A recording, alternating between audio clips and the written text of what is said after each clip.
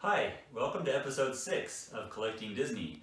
In this episode, we're going to talk about pin collecting, and that's why I've got my daughter Lizzie with me, because Lizzie is very passionate about pin collecting and knows a lot more about it than I do. So she's going to chime in from time to time and correct me when I'm wrong and give some pointers here and there. But as a short backstory for pin collecting in our family, it was kind of a funny thing because I didn't like pin collecting at first. My kids got really into it, and here I am paying all this money to go to Disneyland, I thought.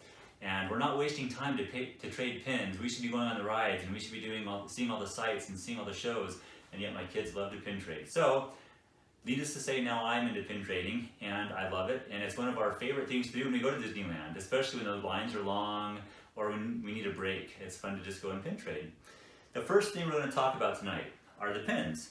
We're also going to talk a little bit about how to store the pins and pin trading, the rules. But here's a look at some of the pins.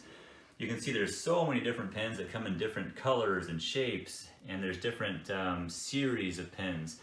The first thing I'm going to go over tonight is I'm going to take my pin book out here. I'm going to talk about hidden Mickey pins. This is a different type of pin that you can tell is a hidden Mickey pin because it has the hidden Mickey symbol on them. And there's one for Scar, here's one on the Chaser, another one there for Timon, and one there for Simba, the little hidden Mickey symbols. And you can see there's different collections with hidden Mickeys. There's the Jungle Book, there's the Lion King, there's a perfume bottle, there's paint cans, and you can see, again, the hidden Mickeys there. Now, I also mentioned the term Chaser. That's what this silver pin is called. It's called a Chaser pin because it was made originally as the end of the collection. It was kind of a chase to try to find it to complete your whole collection. And nowadays, though, the chasers are faked a lot. And now when I say faked a lot, what that means is people a lot of times will sell pins in bulk on eBay. And those pins end up making their way into the parks and end up on cast member lanyards or on pin boards where you trade them. And you can still trade them, but they're just a lower quality. When it comes to fakes, Lizzie is an expert, I call it, on knowing how to determine a fake because she knows a lot more than I do about it. So she is going to go over some ways that you can determine if a pin is fake or not. Yeah, so there are multiple ways you can use to determine if a pin is fake or real. Some of the ways I like to use are, number one is weight. The weight of a pin can determine if it's real or fake. The fake pins tend to be lighter than the real ones. The second one is the color of a pin. The color of the pin can determine if it's fake or real.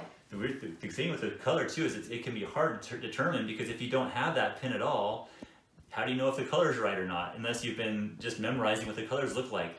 So in our family, where there's 5 of us in our family, a lot of us have the same pin, and if you had them side by side, you can tell, oh, wait a minute, okay, this one's a little bit heavier, and these are the colors on it versus the colors on the fake one. So the color is a good way you can tell, but sometimes it's hard to tell if you don't have the pin. Side by side, it can be easier to tell. So that's right. Thanks, Lizzie. Yeah, another one is the thickness of a pin.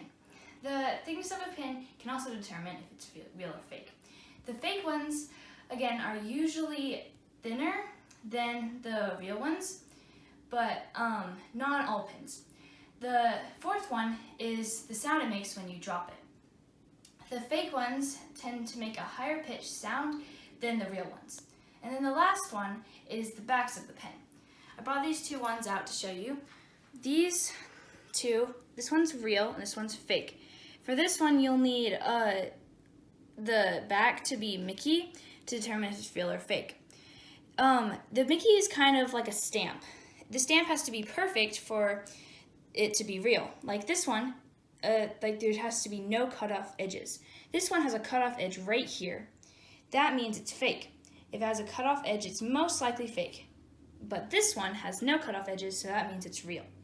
But yeah, that's just my favorite way that's probably my favorite way to determine, but yeah. When we get pins, we bring them to Lizzie just so she can tell us if they're real or fake sometimes. So she knows how to do it. But there's a lot of information there, and I still don't get the back part of it. But Lizzie can tell me right away if it's fake or real.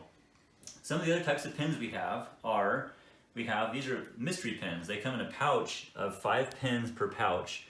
And here's some of the different. I'll put them down here so you can kind of see some of the different collections. There's a donut collection. There's a nesting doll collection. There's a popsicle collection. And my favorite though is probably the Disney mascots. And on the back of each of these, they tell you all the pins that are in the series. Now this one here, again, there's 5 pins in a pack. This was $28. Now, this is a newer one. Now they're up to about $30. So they're about $6 a pin if you buy pins this way. That's probably the cheapest per pin about you're gonna find at the parks. Another mystery pin set comes in a box of 2, like this one here. And again, on the back, they'll show you all the different pins in the collection. What they look like on the pin board, like these 2019 ones are right down there. But a set of 2 of them in a box comes for about $15, so about $7.50 a pin. And you can see, it's been our family tradition to get a box every year. So like 2016, they had a music theme, and I'll show you what that looks like on my pin board. You can see the different characters playing the different musical instruments there. 2017 had to do with astronomy. The pins down here show each character with some stars and a night sky behind them with constellations and things like that. And you can see again what different themes for 2018 and 19. In 2020 we didn't go because of the coronavirus. 2021, I don't like the new animation style, so I actually got, we went to Walt Disney World, I got some from Animal Kingdom this year instead of going with our normal year pins. Also, they have a pack of 1 pin a pack you can buy that you don't know what you're getting, but they come in a collection. This is a backpack collection. It's a pretty cute collection with the different characters. And 1 pin here is $6.99. It's about $7 a pin that way. If you're to buy the pins individually, they come on card back, kind of like this. This is a special one. You can see it says limited edition. And here, these limited edition pins usually are about $20 a pin, anywhere from $15 to $20. They're quite a bit more than the regular pins.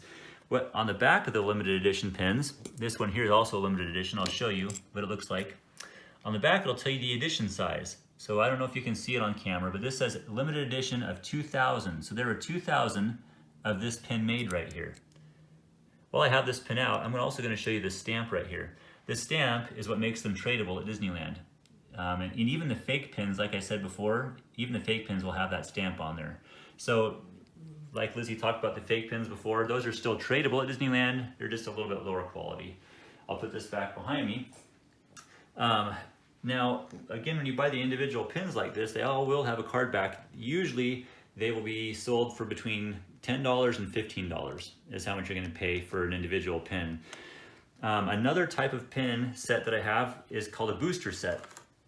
This one isn't technically a booster set, but this one is based on lands: Tomorrowland, Adventureland, Fantasyland, Main Street. 4 pins here cost $28, so again about $7 a pin. A booster set typically will have a lanyard and will have a bunch of pins you can trade on it. And notice that can be one of the cheaper ways to get pins as well. But if you're looking for the cheapest way, I still think per pin, these are the best way to do it, these packs of pins here. The next thing we're going to talk a little bit about is how to pin trade. Some of the rules of pin trading at Disneyland. If you go, how do you do it? Well, it's a little bit different now because of the different restrictions with coronavirus. I imagine things will probably be getting back to normal here pretty soon. So what I'll tell you is the way that it had been done before the coronavirus, and then as it probably will be in the next months to come. But typically what you can do is you can find pin boards at each, not each, but most locations, most store locations, cash registers and things like that. And the limit is you can only trade 2 pins at a time. So if Lizzie were to go to a cash register, they're usually manned by a cast member, and she can say, "I'd like to trade pins." The cast member will ask her which pins she wants, and she'll point to them, and the cast member will take them off and give them to her, and she can do that twice. She can trade 2 pins. Then I can trade 2 pins, and my son Trey, who's recording this, then he can trade 2 pins. Everyone can trade up to 2 pins at a time. The other way you can do it is cast members walking around Disneyland will have lanyards on as well. That's one of the changes now with coronavirus. They don't do that anymore, but typically cast members will have lanyards that you can trade with as well, and they have to trade with you no matter what, unless you're giving them a duplicate of one they already have. So in other words, if they already had this teacups pin on their lanyard and you wanted to trade that teacups, you can't do that because they already have it. So you can't trade a duplicate pin either on a pin board or to a cast member. But you can trade up to 2 pins, and they have to take them, and they'll give you the one you want. The last thing they're doing now is like a mystery pin trading thing where they have like a little container that has about usually 9 or 12 different boxes in it, and you can't see the pin. So you walk up to it and you say, I want the pin number 8, and they give you that pin, and then you trade one pin that you want for it. I personally don't like this way of doing things very much because I like to be able to see what pin I'm trading. I don't know, Lizzie, what do you think about it? Well, it's easier to trade when you can see all the pins, but if you get a mystery one, then you don't know if you'll like it or not, and if you don't like it, you can't trade it back because you already traded one for it, and now you're stuck with that one. Yeah, I kind of like to see the pins I'm trading before. So Disney's doing this more and more, this mystery thing. I'm not sure quite why, but I don't care for it. Hopefully they'll get rid of it pretty soon. The last thing I want to talk about is how to store your pins. You can see here, my wife made a pin board for me, and she's made a pin board for all the kids. And this is how I store them at home. When I go to the parks, I also, like I showed you before, I have this pin book. These pin books are sold at Disneyland. I got this one, I think, for about $50. And you can see I can store them by collection. The ones I've decided to keep in here are collections that I haven't completed yet. And the reason I do it this way is I'll bring this book with me to my hotel room, and I will keep it there at nighttime. In the park, when I go, I'll bring this little book right here. This is a smaller version of the same thing, but on this, I can carry it to the parks with me. And when I want to trade, my pins are attached here. So for instance, on these popsicles right here, I might not remember each popsicle I have. So if I see a popsicle at the park, I'm not sure if I have it or not, I'll trade one of my pins in here for it. And when I get home at night, I'll say, oh, do I have it? Oh, I already have it. Well, I'll keep it in here, and the next day I'll go back to Disneyland and trade it back. And so that way I don't have to carry this big one with me to Disneyland. I can keep this smaller one and trade that way. Now, this right here I got at Disneyland again. This was about $30 if I remember right. A more basic way of doing it is with these lanyards right here. You can just put these lanyards on, and you have your pins on there. And this is what the cast members will do. They have lanyards on just like this, and you can take your pin off and trade it. The only drawback to this, and it has a funny story I'm going to tell you about, is the pins can fall off the lanyard. Sometimes the pins will get caught and the back will come off and the pin will fall down. And we had this happen in our family, where one of our family members, I think it was Shelby or Lizzie, had the pin fall off and didn't realize it. And Trey, my son, was walking along and stepped on it. Didn't realize he had stepped on it, but about 30 seconds later, he kept hearing this clinking under his shoe. And about that same time, Lizzie or Shelby remembered, oh, my pin's missing. Oh no, it's gone. And Trey looked at his shoe, and there was the pin on the bottom of his shoe. Well, it was scraped up and not really good looking anymore, but we still have that pin because it has a special memory for us. But that's the reason why I actually like to use these books rather than the lanyards, because if it falls off, it's staying in the book instead of getting on the ground and on someone's shoe. Did I miss anything, Lizzie? What else do you think? Well, I'm pretty sure that just wraps it all up, but... Okay. Well, I appreciate you guys listening to our pin trading episode tonight. If you have any more information on pin trading, or if there's things that we missed, or tips that you like to do when you pin trade, please post in the comments below, because if you're as passionate as I am about it, it's always fun to hear other ideas on ways to get the best pins possible, and ways to store them and ways to collect. So thanks for joining us for episode 6, and we look forward to seeing you next time.